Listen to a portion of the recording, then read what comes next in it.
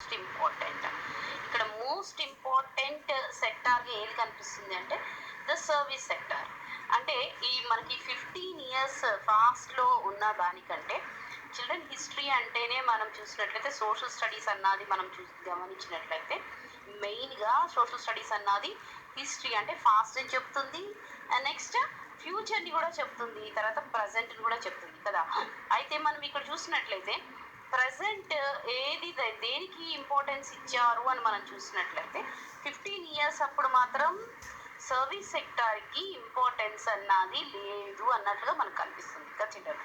అయితే ఇప్పుడు ఫాస్ట్కే కానీ తర్వాత ఫాస్ట్లో కంటే కూడా ఇప్పుడు ప్రజెంట్ తర్వాత ఫ్యూచర్లో ఎక్కువ దేనికి ఇంపార్టెన్స్ ఉందని చెప్తున్నాడు. మోస్ట్ ఇంపార్టెంట్ సెక్టార్ వచ్చేసి సర్వీస్ సెక్టార్ అని చెప్తున్నాడు. ఎందుకు సర్వీస్ సెక్టార్ అని చెప్పినట్లయితే మనం చూసినట్లయితే మనము పాస్ట్లో మనం చూసినట్లయితే ఏది ఎక్కువగా ఉంది అని మనం చూసినట్లయితే టోటల్ ప్రొడక్షన్ గురించి చెప్పేవాడు అనమాట.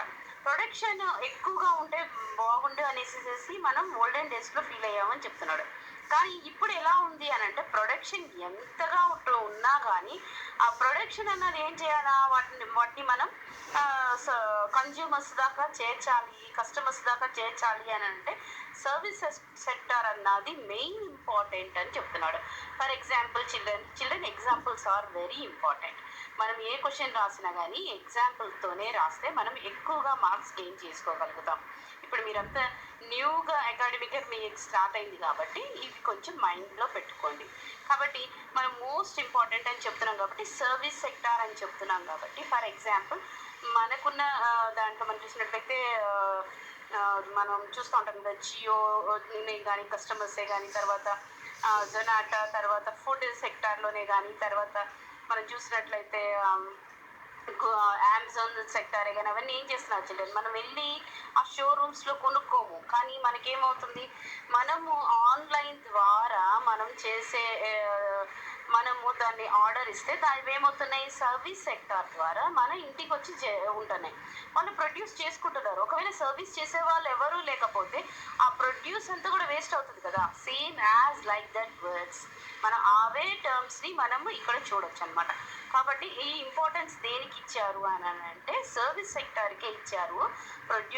మనం ఏదైతే ప్రోడక్ట్ ఉందో టోటల్ ప్రోడక్ట్ కంటే కూడా వాళ్ళు ఎక్కువ ఇంపార్టెన్స్ సర్వీస్కి ఇచ్చారు అని చెప్తున్నాడు అనమాట. ఓకే, నెక్స్ట్ పాయింట్గా మనం చూసినట్లయితే చిల్డ్రన్ మనకి న్యూ ఎంప్లాయ్మెంట్ గురించి చెప్తున్నాడు అనమాట. ఎంప్లాయిడ్ ఏంటి ఆ న్యూ ఎంప్లాయిడ్ అంటే most of the working people have also made shift and are new employed అన్నాడు.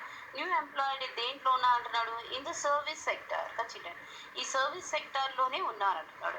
ఎందుకు సర్వీస్ సెక్టార్కి వీళ్ళందరూ కూడా షిఫ్ట్ అయ్యారు అని మనం చూసినట్లయితే ఈ మ్యానుఫ్యాక్చరింగ్ గూడ్స్ ఉన్నాయి కదా, ఇవన్నీ కూడా ఇండస్ట్రీ ద్వారా మ్యానుఫ్యాక్చరింగ్ అవుతాయి. చిల్డ్రన్ ఇండస్ట్రీ అన్నది ఆల్రెడీ మనం ప్రీవియస్ క్లాస్లో డిస్కస్ చేశాము.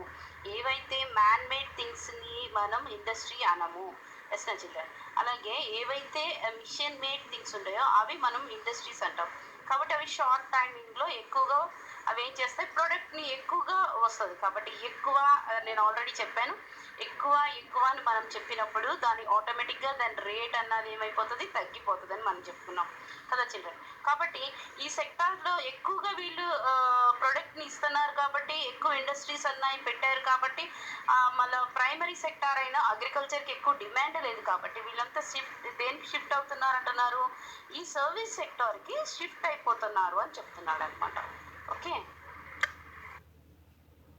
నెక్స్ట్ లైన్లో మనం చూసినట్లయితే children this is the general pattern observed in developed countries అంటున్నాడు. Yes children. అంటే డెవలప్డ్ కంట్రీస్ అంటే ఏంటి చిల్డ్రన్, మరి ముఖ్యంగా మనం చూసుకున్నట్లయితే అమెరికా, రష్యా, తర్వాత జపాన్, నెక్స్ట్ యూరోపియన్ కంట్రీస్, ఇవన్నీ మనం చెప్పుకోవచ్చు కదా చిల్డ్రన్.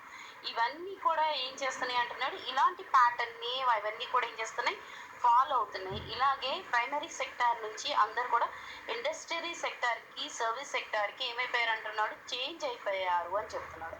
అయితే ఇలాగా డెవలప్ కంట్రీస్ ఉంటే మనది ఏం కంట్రీ చిల్డ్రన్, డెవలపింగ్ కంట్రీ. మనది ఈ ఆల్రెడీ డెవలప్డ్ కంట్రీస్ అంటే అవి డెవలప్ అయిపోయిన కంట్రీస్ అనమాట. అయితే మన ఇండియా వచ్చేసేసి ఏం చెప్తున్నాడు, డెవలపింగ్ కంట్రీ అంటే మనది అభివృద్ధి చెందుతున్న దేశం అని అంటారనమాట. అయితే అలాంటిది మన దాంట్లో సిమిలారిటీస్ ప్యాటర్న్ ఇలాగే ఉన్నాయా లేదా అబ్జర్వ్ ఇన్ ఇండియా టూ, మన ఇండియాలో కూడా అలాగా ఉందా లేదా చూడమని చెప్తున్నారు. చిల్డ్రన్ ఈ పారాగ్రాఫ్ చాలా ఇంపార్టెంట్. ఎందుకు అని అంటే ఈ దీని మీదే డిపెండ్ అయ్యి మనకి నెక్స్ట్ లెసన్ కూడా ఉన్నదనమాట. వీటిలో ఏంటి అంటే ఫర్ ఎగ్జాంపుల్ నేను దీని గురించి ఇప్పుడు ఏం చెప్తున్నాను అంటే జియో ఉంది చిల్డ్రన్. జియో మీరు చూసినట్లయితే అది మనకి ఎక్కువ మందికి పూర్ పీపుల్కి, మిడిల్ క్లాస్ పీపుల్కి, హయ్యర్ క్లాస్ పీపుల్కి అందరికీ కూడా అవైలబుల్గా ఒకటే రేటు, చీపర్ రేటుగా మనకి వస్తుంది కదా చిల్డ్రన్. దాని ద్వారా ఏముంటుంది మళ్ళీ ఇంకా దానికి వచ్చి మనకి బెనిఫిట్స్ ఏంటి, ఇంటర్నెట్, తర్వాత ఫ్రీ కాల్స్ అన్నీ ఏ విధంగా చూసుకున్నా కానీ అది మనం పర్చేస్ చేయటం వల్ల మనం హ్యాపీగా ఫీల్ అవుతాం. దానివల్ల ఏమవుతుంది, వాళ్ళ యొక్క ప్రోడక్ట్ ఏమైతే ఉందో అది ఎక్కువ మంది శాంపుల్ చాలా మంది తీసుకోవడం వల్ల ఫర్ ఎగ్జాంపుల్ మన ఇండియాలో వచ్చేసి 121 crores పైన ఎక్కువ పాపులేషన్ ఉంది మనకి కదా. అంతమంది కూడా అదే ప్రోడక్ట్ని వాడితే ₹1 పెట్టుకున్నా కానీ 121 crores జియో వాళ్ళకి వెళ్తున్నట్టే కదా. కానీ మనందరికీ తెలుసు 3 monthsకే అని అంటే అది వచ్చేసి మనకి 399 రూపీస్ తీసుకున్నాం. ఫర్ ఎగ్జాంపుల్ 400 తీసుకుంటున్నాడు అని అనుకున్నా కానీ చిల్డ్రన్ ఎంత బెనిఫిట్ ఉంటుంది. కాబట్టి ఇప్పుడు మనం చూసినట్లయితే ఫర్ ఎగ్జాంపుల్ ఆ జియో యొక్క మేనేజర్ మనం అంబానీ మన వరల్డ్ మొత్తంలోనే 3rd బిలియనియర్గా మనం చూస్తున్నాం. ఎస్నా చిల్డ్రన్ అంటే ఏంటి, ఎక్కువగా మిడిల్ క్లాస్ పీపుల్ వాడే వాటికంటే కూడా, హయ్యర్ క్లాస్ పీపుల్ వాడే వాటికంటే కూడా పూర్ పీపుల్ వాడే ప్రోడక్ట్ మీదే ఎక్కువగా బెనిఫిట్స్ వస్తాయి. కాబట్టి గవర్నమెంట్స్ ఎక్కువగా సబ్సిడీలు ఎవరికి ఇస్తుంది అంటే పూర్ పీపుల్కే ఇస్తుంది. కాబట్టి ఇలాంటి ప్యాటర్న్ మన ఇండియాలో ఉందో లేదో ఒకసారి డిస్కస్ చేద్దాం. Okay, next paragraph children. Next పారాగ్రాఫ్లో మనకి ఏం చెప్తున్నాడు, ఫినాన్షియల్ ఇయర్స్ గురించి చెప్తున్నాడు. ఏంటి ఆ ఫినాన్షియల్ ఇయర్స్ అని మనం చూసినట్లయితే ఈ GDP has been presented for 2 financial years అని చెప్తున్నాడు. అది మనం చూసినట్లయితే 1973 to 74 అన్నాడు. తర్వాత ఇంకొక ఇయర్ వచ్చేసి మనం చూసినట్లయితే 2013 to 2014 అంటున్నాడు కదా చిల్డ్రన్. ఈ 2 yearsకి మనకి పాయిగ్రాఫ్ ఇచ్చాడు అంటున్నాడు.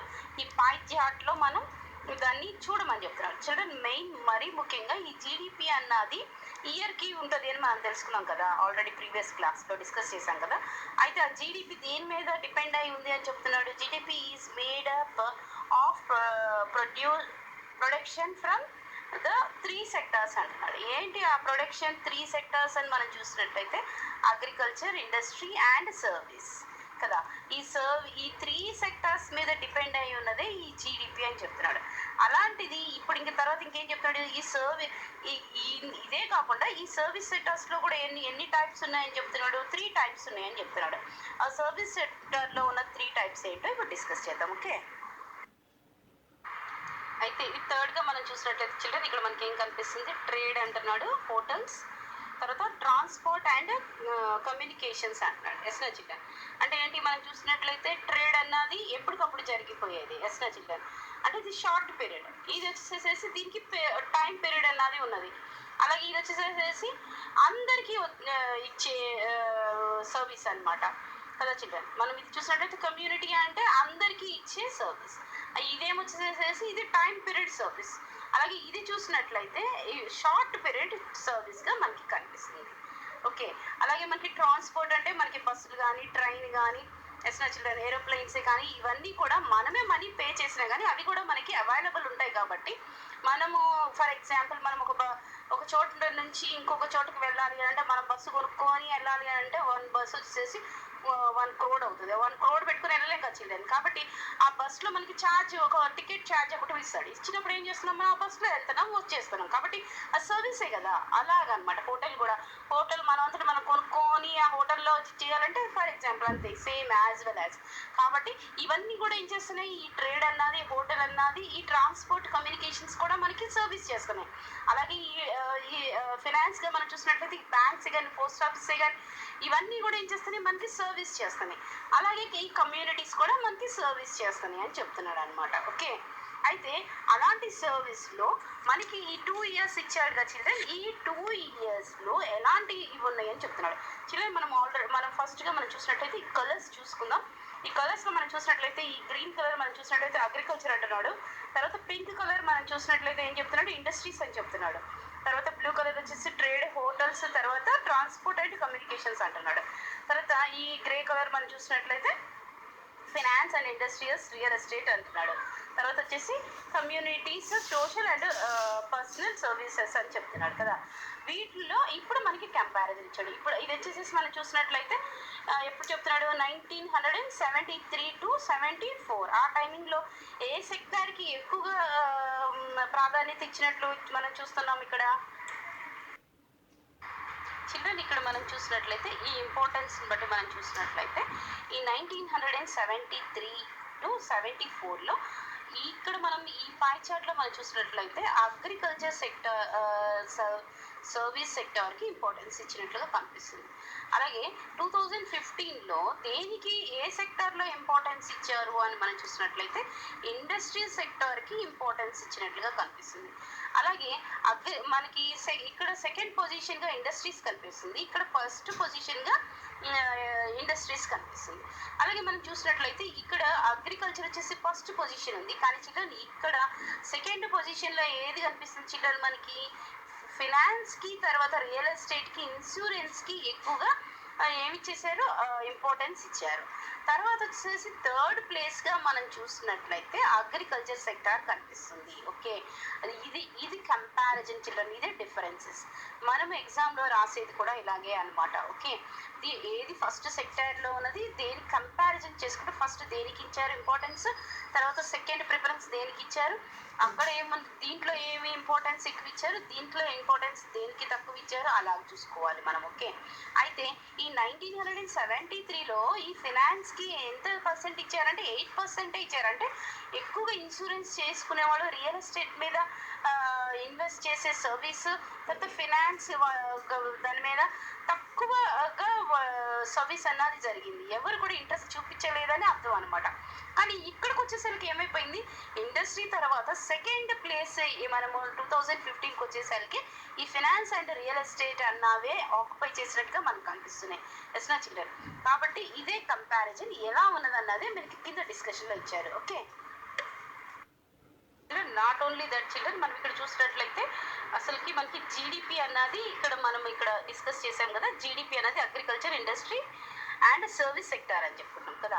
అంటే ఈ సైడ్ ఇచ్చినదేమో అగ్రికల్చర్, ఇండస్ట్రీ, తర్వాత వచ్చేసి సర్వీస్ సెక్టార్. ఈ త్రీ మనము ఎందులో చూసాము అని అంటే ఈ త్రీ కలర్స్ని మనము ఇక్కడున్న ఇండస్ట్రీ చిల్డ్రన్ మనం చూసినట్లయితే ఈ త్రీ మనము సర్వీస్ సెక్టార్లోనే చూసాం. అంటే మనం ఇక్కడ సర్వీస్ సెక్టార్కి ఎక్కువ ఇంపార్టెన్స్ ఇవ్వలేదు, కానీ ఇక్కడ మనం చూసినట్లయితే 2015కి వచ్చేసరికి ఈ అగ్రికల్చర్ కన్నా ఇండస్ట్రీ కంటే కూడా ఎక్కువ ఇంపార్టెన్స్ దేనికి ఇవ్వబడింది అని అంటే సర్వీస్ సెక్టార్కి ఇచ్చినట్లుగా మనకు కనిపిస్తుంది. ఎస్ నా చిల్డ్రన్.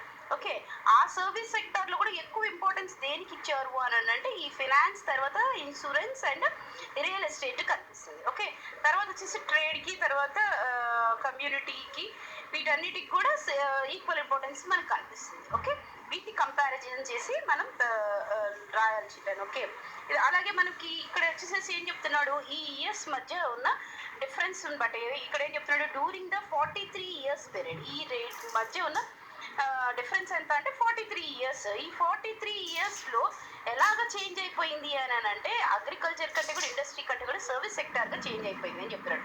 ఫర్ ఎగ్జాంపుల్ మీకు ఒక డౌట్ రావచ్చు చిల్డ్రన్, ఏమని, అసలుకి ప్రొడక్ట్ అన్నది ఇండస్ట్రీ నుంచే కదా వచ్చేది, మరి ఇండస్ట్రీలో ప్రొడక్ట్ అన్నది టోటల్ ప్రొడక్ట్ ఎక్కువగా మ్యానుఫ్యాక్చరింగ్ అయితేనే కదా మరి సర్వీస్ సెక్టార్ వచ్చేది అని మీరు అనుకోవచ్చు మన చిల్డ్రన్. అందుకే నేను మరీ ఇంపార్టెంట్గా 3-4 times చెప్పాను, ఇండస్ట్రీ అంటే మిషన్ మేడ్ థింగ్స్, అంటే అవి ఎక్కువగా మిషన్సే మేడ్ చేస్తాయి కాబట్టి అందులో సర్వీస్ చేయాల్సినంత హ్యూమన్ బీయింగ్స్ అవసరం లేదు వాళ్ళకి. కాబట్టి ఏ సెక్టార్ ఎక్కువగా హ్యూమన్ బీయింగ్స్ని కోరుకుంటుంది అంటే ఈ సర్వీస్ సెక్టారే.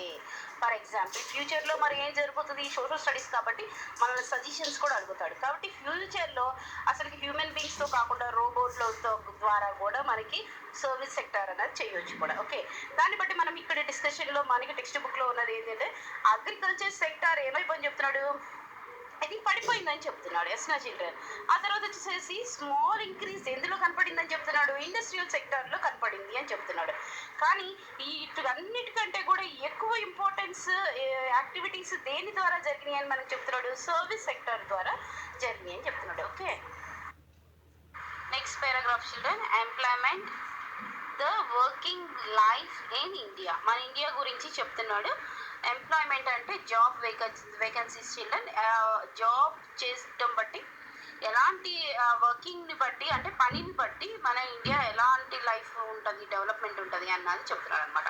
అయితే దీంట్లో ఏం చెప్తాడు, ఫస్ట్గా గ్రాస్ డొమెస్టిక్ ప్రొడక్ట్ అని చెప్తున్నాడు of a country has a closer relationship with the total number of working people in that country అంటున్నాడు. అంటే ఎవరైతే ఎంతమంది అయితే వర్క్ చేస్తారో టోటల్ మెంబర్స్ ఎంతమంది ఆ కంట్రీలో వర్క్ చేస్తున్నారు అన్నది వాళ్ళు చేసే వర్క్ని బట్టి ఈ జీడిపి అన్నది దానికి రిలేషన్ ఉంటుంది అంటున్నాడు.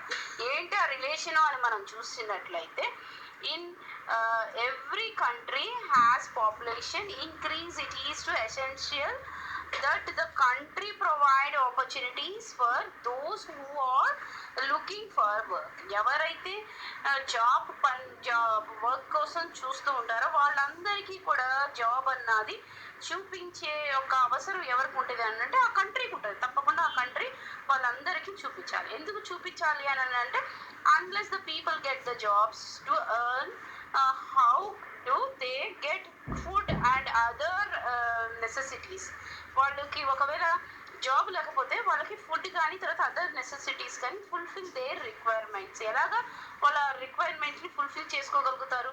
ఏదన్నా వర్క్ అన్నది ఉంటేనే వాళ్ళు, లేదా జాబ్ అన్నది ఉంటేనే వాళ్ళు ఫుడ్ కానీ తర్వాత ఏవైనా అదర్ అన్నీ కూడా చేసుకోగలుగుతారు అని చెప్తున్నాడు. అంటే మరి ముఖ్యంగా చిల్డ్రన్ మనం చూసినట్లయితే ఏ కంట్రీ అయినా కానీ ఆ కంట్రీలో ఉన్న పీపుల్ అందరికీ కూడా ఏం చేయాలంటే ఫుడ్, షెల్టర్, క్లోతింగ్ ఈ 3 తప్పకుండా ఉండేటట్టుగా చూసుకోవాలన్నమాట. ఈ 3 ఉన్న తర్వాతే మిగతా అన్ని వాళ్ళు చేసే వర్క్ని బట్టి, వాళ్ళు చేసే జాబ్ని బట్టి ఇంకా వాళ్ళు ఏవైనా కానీ వాళ్ళ రిక్వైర్మెంట్స్ని వాళ్ళు ఫుల్ఫిల్ చేసుకుంటారు.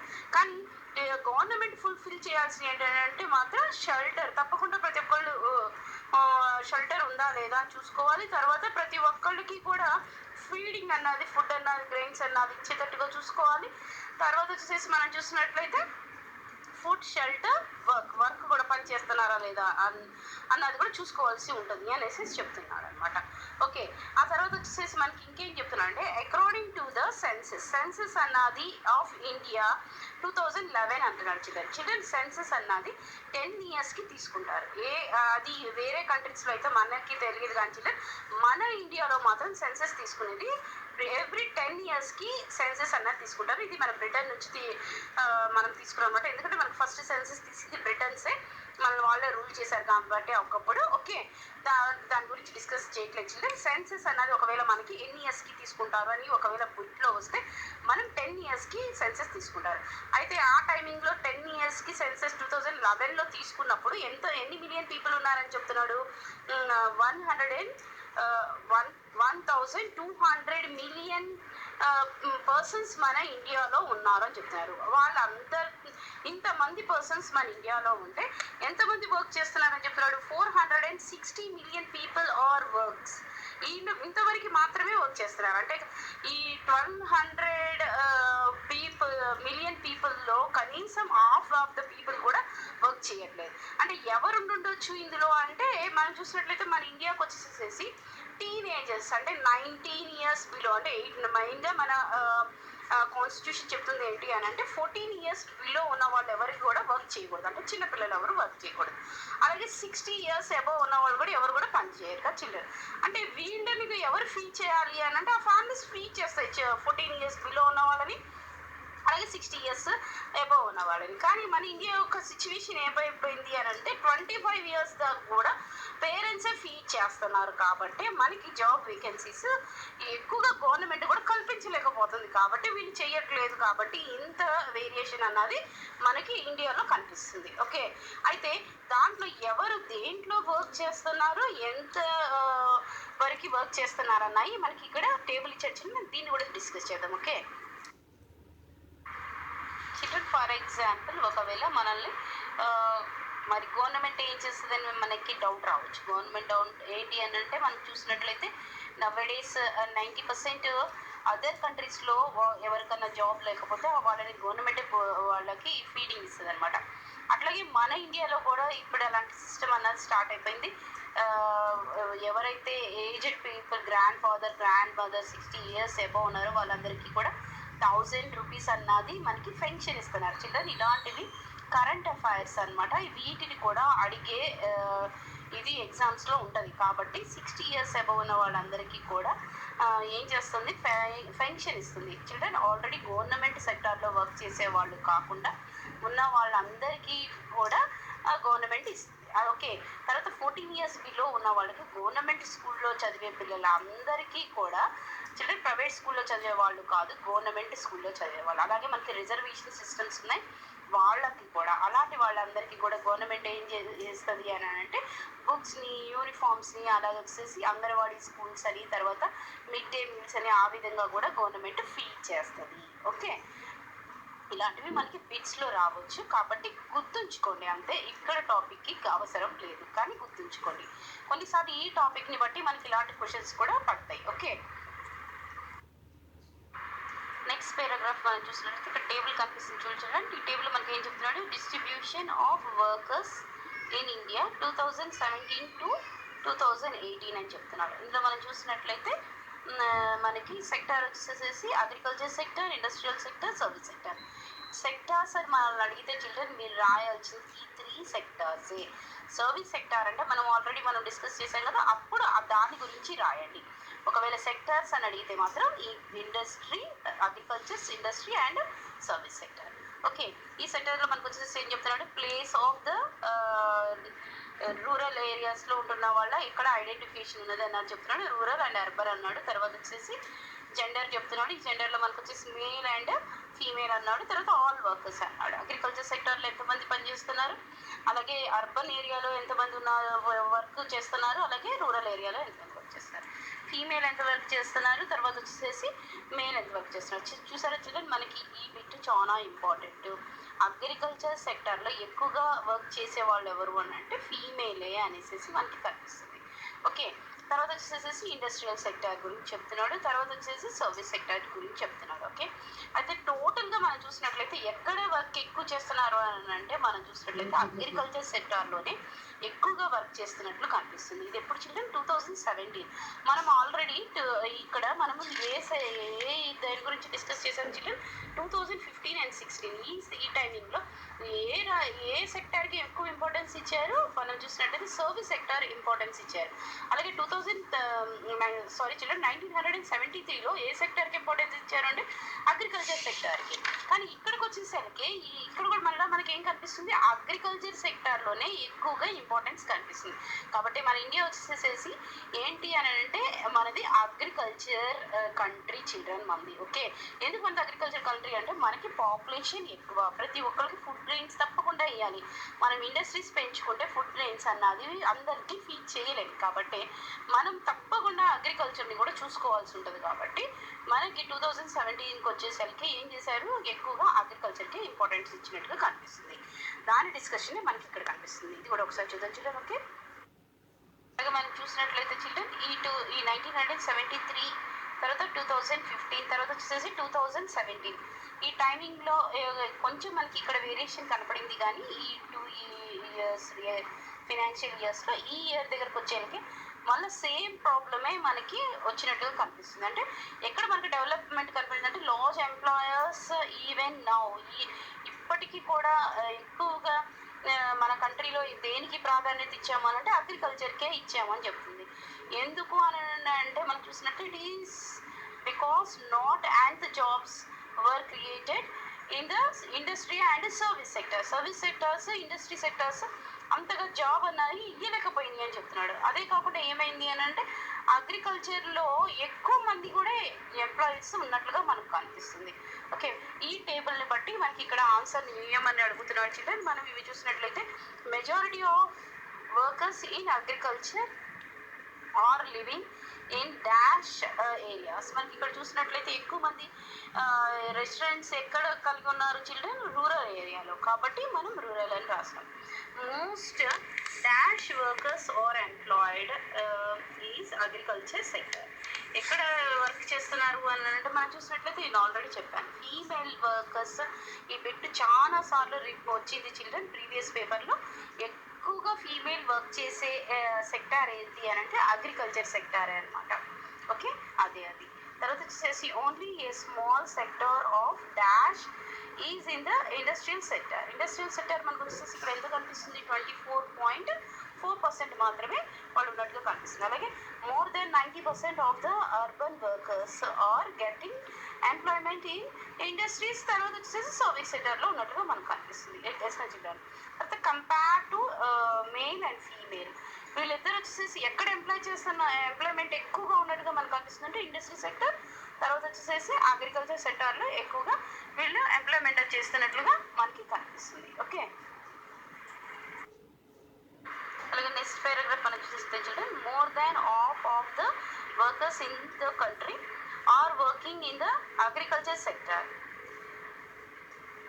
చిల్డ్రన్ ఎక్కువ ఏ సెక్టార్లో వర్క్ చేస్తున్నారు అంటే మనకి అగ్రికల్చర్ సెక్టార్లోనే వర్క్ చేస్తున్నట్టుగా కనిపిస్తుంది. Protecting only 1/6 of the GDP. ఎంతవరకు అంటే 1/6 అంటే ఒక మనిషికి 6 మనుషులు పనిచేసే అంత ఎక్కువ మంది ఏ సెక్టార్లో అంటే అగ్రికల్చర్ సెక్టార్లో. అంటే ఈ ఒక పర్సన్ ఈ ఇంత పని చేసేస్తాడు అనుకున్న దానికి 6 మెంబర్స్ని పెట్టుకుంటున్నారంట. ఓకే, అంతగా దేంట్లో పనిచేస్తున్నారంటే అగ్రికల్చర్ దాంట్లో పనిచేస్తున్నారు అని మనకు చెప్తున్నాడు.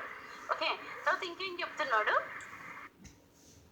అలాగే మనం చూసినట్లయితే ఇండస్ట్రీ సెక్టార్లో వచ్చేసి చూసినట్లయితే చిల్డ్రన్ 3/4 ఆఫ్ ద జీడిపి అంటున్నాడు.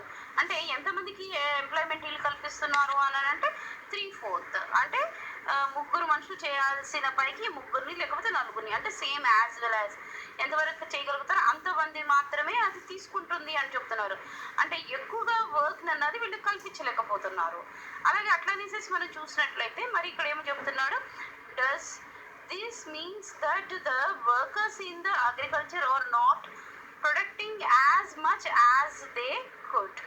అంటే మనకి ఏమని క్వశ్చన్ అడుగుతున్నాడు ఇక్కడ అంటే వాళ్ళు ప్రొడక్ట్ అన్నది చేయగలిగినంతగా చేయలేకపోతుందా అగ్రికల్చర్ అని నేర్చేసేసి అడుగుతున్నాడు. ఎందుకు చేయలేకపోతుంది అంటే చేయగలుగుతుంది, కానీ ఏంటి అని అంటే ఇక్కడ మన ఇండస్ట్రీస్లో పనిచేయాలంటే కొన్ని స్కిల్స్ ఉండాలి. తర్వాత కొంత సర్వీస్ సెక్టర్లో కూడా ఇంకా కొన్నిసార్లు ఎడ్యుకేషన్ కూడా కావాలి. కానీ అగ్రికల్చర్ సెక్టర్కి ఎడ్యుకేషన్ అవసరం లేదు. అలాగే వీళ్ళకున్న స్కిల్స్ డిఫరెంట్. తర్వాత వచ్చేసి ఎక్కువ మందికి ఎంప్లాయ్మెంట్ అన్నది అగ్రికల్చర్ ఇవ్వగలుగుతుంది, కానీ ఇవి మాత్రం ఇండస్ట్రీస్ అన్నవి మిషన్ మేడ్ థింగ్స్ కాబట్టి వీళ్ళు ఎక్కువగా ఇవ్వలేకపోతున్నారని చెప్తున్నాడు. దాని గురించి మనం ఇంకా డిస్కస్ చేద్దాం. ఓకే, 300 రూపీస్ ఫర్ డే కూలీ ఇస్తే అలాంటి పర్సన్కి నువ్వు 300 దాకా నేను ఇయ్యను, నీకు కావాలంటే 100 ఇస్తాను, నేను కావాలంటే ఎంతోమంది ఉన్నారు కాబట్టి వర్క్ చేసేటోళ్ళు, నేను ఇంకో 3 తెచ్చుకుంటాను అంటాడు. అప్పుడు ఏం చేస్తాడు ఈ పర్సన్, 100 ఇచ్చినా పర్వాలేదు అనుకుంటాడు కదా చిల్డ్రన్. ఒకవేళ 50 రూపీస్ ఇచ్చినా పర్వాలేదు అనుకుని పని చేస్తాడు కదా. అంటే 300 సంపాదించాల్సిన ఒక వ్యక్తి ఏం చేస్తున్నాడు, 50 రూపీస్కే పని చేస్తున్నాడు అని అనుకోవాలన్నమాట మనం. ఓకే, అంటే శాలరీ తగ్గిపోతుంది. ఓకే, దీన్ని బట్టే మనం జీడిపి అన్నది పెరగట్లేదు. అలాగనే ఒకవేళ ఎవరైనా కానీ మేము అంత తక్కువ పనికి చెయ్యం అనేసి వెళ్ళిపోయినా కానీ దానివల్ల వీళ్ళ ప్రొడక్ట్ ఏమి కూడా ఎఫెక్ట్ అవ్వదు అని చెప్తున్నాడు. ఎందుకంటే ఒక మనిషి ఆ పని చేయగలడు కాబట్టి. ఓకే, అది మనకి ఇక్కడ చెప్తున్నాడు అనమాట. ఓకే, ఆ తర్వాత ఇలాంటి దాన్ని వచ్చేసి ఏమని చెప్తున్నాడు అంటే డిస్గస్డ్ అన్ఎంప్లాయ్మెంట్ అని చెప్తున్నాడు. చూడండి, ఈ డిస్గస్డ్ అన్ఎంప్లాయిడ్ అంటే ఏంటంటే చెయ్యాల్సిన దానికంటే తక్కువ పని చేయడం, తక్కువ డబ్బులకి పని చేయడం అన్నమాట. ఫర్ ఎగ్జాంపుల్ నవేడేస్ మీ అందరికీ తెలుసు, స్కూల్స్ అన్నీ కూడా క్లోజ్ అయిపోయినాయి ఈ లాక్డౌన్ సిస్టమ్ వల్ల. ఎస్ నచ్చలేదు. ఫర్ ఎగ్జాంపుల్ నేను చెప్తాను చిల్లర్. అయితే ఒక టీచర్ని మనం తీసుకున్నాము అని అంటే తప్పకుండా వాళ్ళకి డిగ్రీ ఉంటుంది, బిఏ కానీ బిఎస్సి కానీ. ఓకే. ఆ నెక్స్ట్ ఏముంటది, తప్పకుండా బీఏ చేసుంటారు. అంటే చాలా మంది కూడా ఎంఏ కూడా చేసుంటారు. అంటే హైలీ క్వాలిఫైడ్, అంటే ఎక్కువగా చదువుకున్న వాళ్ళు. అలాంటి వాళ్ళు ఇప్పుడు ఏమైపోయింది, ఎంప్లాయ్‌మెంట్ అన్నది ఆటోమేటిక్‌గా పడిపోయింది. లేదు. కాబట్టి ఈ టైమింగ్‌లో ఎక్కువ టీచర్స్ ఉన్నారు. కానీ అసలకి చెప్పడానికే స్కూల్స్ రన్ అవ్వట్లేదు. కాబట్టి ఈ టైమింగ్‌లో వీళ్ళు ఏం చేస్తున్నారు, మనం చూస్తున్నాం న్యూస్‌లో. వాళ్ళు ఏదో బనానాది అరటికాయ వ్యాపారాలు గానీ, తర్వాత షాప్ కీపర్స్‌గా గానీ పనిచేస్తున్నారు అని. దాన్ని ఏమన్నాడు అనంటే డిస్గస్డ్ అన్‌ఎంప్లాయ్‌మెంట్ అన్నాడు. అంటే వాళ్ళ సామర్థ్యానికి తగ్గ పని చెయ్యకపోవడాన్ని మనం డిస్గస్ అన్‌ఎంప్లాయ్‌మెంటెడ్ అని చెప్తున్నాడు అనమాట. Okay children. ఇలాగా మనల్ని క్వశ్చన్ అడగవచ్చు. కొన్నిసార్లు టీచర్ అన్న ఏదైనా కానీ, నాట్ ఓన్లీ టీచర్ చిల్డ్రన్, ఒకవేళ ఫర్ ఎగ్జాంపుల్ ఐఏఎస్ క్యాడర్లో చదివిన అతను వచ్చేసేసి క్లర్క్ జాబ్ చేస్తే దాన్ని ఏమంటారు అని కూడా మనం పిక్స్ అడగచ్చు. దాన్ని మనం ఏం చెప్తున్నాము అని అంటే వాళ్ళ సామర్థ్యానికి కరెక్ట్గా వాళ్ళు వర్క్ చేయాలి. అలా చెయ్యకుండా తక్కువ స్థాయికి దిగిపోయి వర్క్ చేయటాన్ని ఏమన్నాడు అంటే డిస్గస్డ్ అన్‌ఎంప్లాయ్‌మెంట్ అన్నాడు అనమాట. ఇది మాత్రం 2 మార్క్స్ క్వశ్చన్, 1 మార్క్ క్వశ్చన్ బిట్స్లో కూడా వస్తుంది చిల్డ్రన్. కాబట్టి ఇది వెరీ ఇంపార్టెంట్. ఓకే. అలాగే ఇక్కడ మనం చూద్దాం చిల్డ్రన్. ఇక్కడ మనకి ఏం చెప్తున్నాడంటే take the case of a small farmer Gayatri. Gayatri అనే ఒక స్మాల్ ఫార్మర్ ఉందని చెప్తున్నాడు. ఆ స్మాల్ ఫార్మర్ ఏమైంది అని చెప్తున్నాడు, 2 hectares ఆఫ్ ల్యాండ్ ఆమెకు ఉందని చెప్తున్నాడు. ఆ ల్యాండ్లో ఏమైంది అని అంటే జవార్ అండ్ రెడ్ గ్రెయిన్స్ అన్నవి, రెడ్ రామ్స్ అన్నవి ఏం చేస్తున్నారు, వీళ్ళు కల్టివేట్ చేస్తున్నారు. అయితే ఈ కల్టివేట్ చేసేటప్పుడు ఎంతమంది ఆ ఫీల్డ్లో వాళ్ళ ల్యాండ్లో వర్క్ చేస్తున్నారు అని అంటే all 5 members of they family. వీళ్ళంతా 5 members వరకు వర్క్ చేస్తున్నారు. అంటే 2 acres దానికి 5 members అవసరం లేదు, కానీ వాళ్ళు వర్క్ చేస్తున్నారు. ఎందుకు వర్క్ చేస్తున్నారు అంటే వాళ్ళకి వేరే వర్క్ అన్నది లేదు కాబట్టి వాళ్ళు వర్క్ చేస్తున్నారు అంటున్నాడు. అయితే అలాంటి వర్క్ చేయటం వల్ల వాళ్ళని ఏమని చెప్తున్నాడు మనకి అని చూసినట్లయితే అండర్ ఎంప్లాయిడ్ అని చెప్తున్నాడు. అండర్ ఎంప్లాయిడ్ అని అంటే ఏంటంటే అల్ప ఉద్యోగం. అంటే వాళ్ళు జాబ్ చేసినా చెయ్యకపోయినా ఒకటే అనమాట అనేసి చెప్తున్నాడు అనమాట. దీనివల్ల వీళ్ళకి ఎఫెక్ట్ ఏమీ ఉండదు, ఎక్కువ వేజెస్ వాళ్ళకేమి ప్రొడ్యూషన్ ఏం తగ్గదు, అదే ప్రొడక్ట్ ఏమి తగ్గదు, అలాగే వాళ్ళకి వచ్చే వేజెస్ కూడా ఏమి ఎక్కువగా బెనిఫిట్స్ అన్నవి కనిపించవు అని చెప్తున్నాడు. దీనివల్ల అన్ఎంప్లాయిడ్గా అది ఏంటి, ఇది మరి ఈ పారాగ్రాఫ్కి వచ్చేసేసి మనకి ఏం చెప్తుంది అని మనం చూసినట్లయితే చిల్డ్రన్ ఏమి లేదు, ఒకవేళ ఏమి చేయకుండా కూర్చుంటే అన్ఎంప్లాయిడ్ అని మనం అంటాం. అలాగే ఏదో ఒక పనిలే అనేసి పోయి చేస్తే ఏమవుతుంది అంటున్నాడు, ఈ షేరింగ్ వల్ల వచ్చే బెనిఫిట్ ఏమి ఉండదు, కానీ వాళ్ళు కూడా చేస్తున్నట్లుగా కనిపిస్తుంది అని చెప్తున్నాడు. అలా కనిపించడాన్ని ఏమని చెప్తున్నాడు అంటే అండర్ ఎంప్లాయ్మెంట్ అనేసి చెప్తున్నాడు చిల్డ్రన్. ఓకే. అయితే ఇక్కడ వచ్చేసి మనకి ఇంకేం చెప్తున్నాడు అంటే సపోజ్ ఒకవేళ ల్యాండ్ లార్డ్ ఒక ఆయన ఉంటే అతని దగ్గర 2 members of the family to work on his land. ఒకవేళ మనీ ల్యాండర్ దగ్గర ఒక 2 members పోయి పని చేస్తే గాయత్రి ఫ్యామిలీకి ఏం దొరుకుతుందని చెప్తున్నాడు, వాళ్ళ వల్ల వేజెస్ వస్తాయి కాబట్టి అది బెనిఫిట్గా కనిపిస్తుంది అంటున్నాడు. And another one as well as ఇంకేం చెప్తున్నాడు, వాళ్ళ యొక్క స్మాల్ ఫ్లాట్లో ఏం జరుగుద్ది, ఆ ప్రొడక్ట్ అన్నది ఏమీ తగ్గదు. ఎందుకంటే అక్కడ 5 అవసరం లేదు, దానికి 2 సరిపోతారు. కాబట్టి మిగతా 2 ఒకవేళ ఇండస్ట్రీస్లోనే కానీ తర్వాత ట్రేడ్లో కానీ ఎక్కడైనా కానీ వర్క్ అన్నది చేస్తే ఆ వేజెస్ అన్నాయి మిగులుతాయి. కాబట్టి వాళ్ళ ప్రొడక్ట్ కూడా తగ్గదు. దీనివల్ల ఏమవుతుంది, జీడిపి పెరుగుతుంది, మన ఇండియన్ ఎకనామీ పెరుగుతుంది, అలాగే వాళ్ళ యొక్క రిక్వైర్మెంట్స్ కూడా ఫుల్ఫిల్ అయ్యి అనేసి చెప్తున్నాడు అనమాట. ఓకే. చలో ఇక్కడ మనం చూసినట్లయితే ఇంకా మనకి ఇక్కడ ఏం చెప్తున్నాడు, there are lack of farmers like Gayatri in India. Gayatri లాంటి ఫార్మర్స్ మన ఇండియాలో ఎంతో మంది ఉన్నారని చెప్తున్నాడు. ఇంకేం చెప్తున్నాడు, the income of the people who take up other work would increase the total family income అని చెప్తున్నాడు. ఒకవేళ ఎవరైనా కానీ గాయత్రి ఫ్యామిలీలో లాగా వేరే ఫ్యామిలీ వాళ్ళ దాంట్లో వర్క్ చేస్తూనే ఇంకొంతమంది వేరే వాటిల్లో సెక్టార్లో వర్క్ చేస్తే వాళ్ళ యొక్క ఫ్యామిలీ యొక్క ఇన్కమ్ ఏమవుతుంది, పెరుగుతుంది అనేసి మనకు చెప్తున్నాడు. అలాగే జీడిపి మన ఇండియన్ ఎకనామీ కూడా పెరుగుతుంది అని చెప్తున్నాడు అనమాట. ఓకే. ఆ తర్వాత ఇంకొచ్చేసేసి ఇంకా మనకేం చెప్తున్నాడు అనంటే, ఇలాగ థౌజండ్స్ ఆఫ్ కేసెస్ వర్కర్స్ ఏమో సర్వీస్ సెక్టార్‌లో అర్బన్ ఏరియాలో ఫర్ ఎగ్జాంపుల్‌గా చెప్తున్నాడు.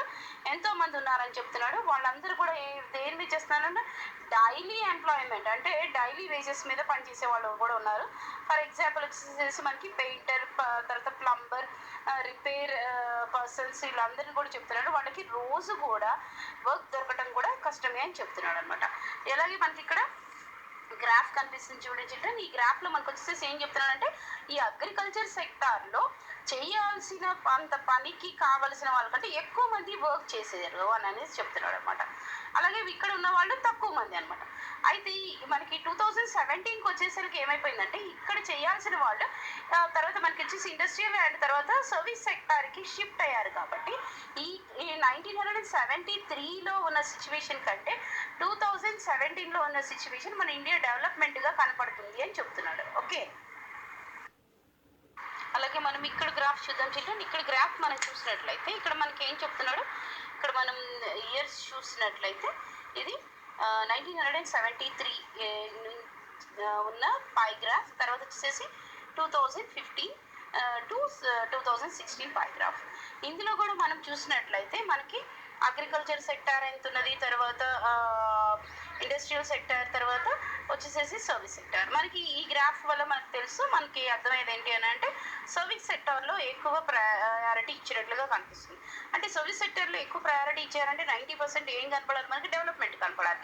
కానీ డెవలప్మెంట్ ఎందుకు కనపడలేదు ఎక్కువగా అనేసి మనం చూసినట్లయితే ఇక్కడ మనకి ఏం చెప్తున్నాడు, ఇక్కడ మనం చూసినట్లయితే children, while the service sector has growth, all service sectors activities are not growing equally అనేసి చెప్తున్నాడు. ఈక్వల్ వెల్ ఎందుకు ఈక్వల్గా జరగలేదు అని మనం చూసినట్లయితే many different kinds of the people, ఎక్కువగా ఎలాంటి కైండ్స్ ఆఫ్ పీపుల్ ఉన్నారు అని అంటే highly skilled and educated workers.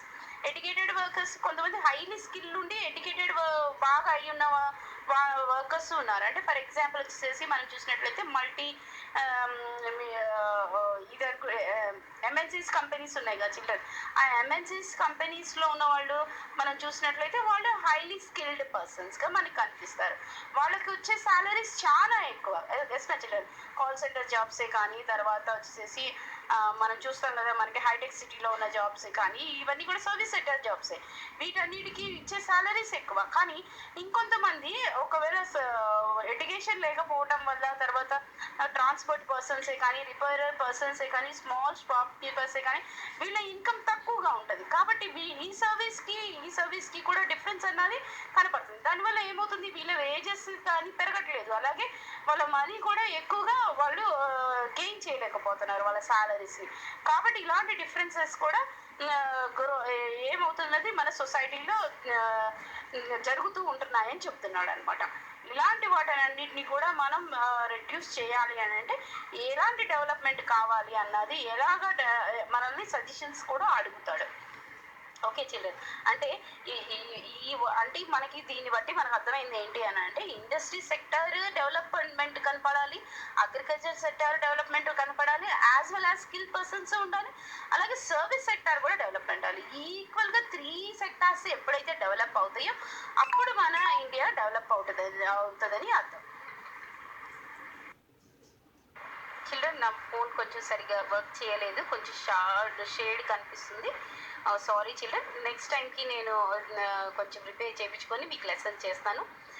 Children, ఒకవేళ నా ఎక్స్ప్లెనేషన్ మీకు నచ్చినట్లయితే మీరు లైక్ చేయండి. మీకు ఏమైనా డౌట్స్ ఉంటే నాకు కామెంట్ పెట్టండి. అలాగే చిల్డ్రన్, నెక్స్ట్ క్లాస్ నేను నెక్స్ట్ వీడియో చేస్తాను. Okay, thank you children.